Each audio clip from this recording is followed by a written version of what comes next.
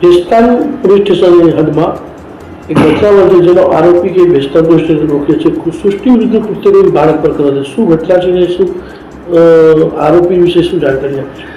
Bhestan police સ્ટેશનમાં એક POCSO act હેઠળ એક ગુનો દાખલ થયેલો છે. એમાં જે આરોપીનું નામ છે મોહિદુલ જહીદુલ શેખ અને એ ભેસ્તાન ભીંડી બજાર વિસ્તારમાં ઇસ્માઇલનગરમાં રહે છે. એની ઉંમર 22 વર્ષ છે અને એ છૂટક મજૂરનું કામ કરે છે.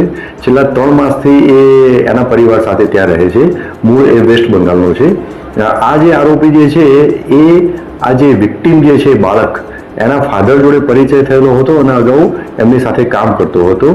એટલે એ પરિચયના હિસાબે એક વખતે આ વિક્ટીમના ઘરે ગયો અને વિક્ટીમ જે બાળક જે છે એની મધર પરિચિત હતી એટલે એના મધરને જમવાનું બનાવવાનું કહ્યું. એની મધર જમવાનું બનાવવા માટે ગઈ એટલે ત્યારે આ બાળકને લઈ અને આ આરોપી ઘરની બાજુમાં એક રજાનગરની સામે ખુલ્લું મેદાન આવેલું છે ત્યાં લઈ ગયો અને ત્યાં આ બાળક ઉપર જાતીય હુમલો કરેલો હતો. તો તે જ અનુસંધાને આ ભેસ્તાન પોલીસ સ્ટેશનમાં ક્રિમિનલ કેસ દાખલ થયેલો છે અને ગુનાની તપાસના કામે પૂરતા પુરાવા એકત્રિત થયેલ હોવાથી આરોપીની ધરપકડ કરવામાં આવેલ છે.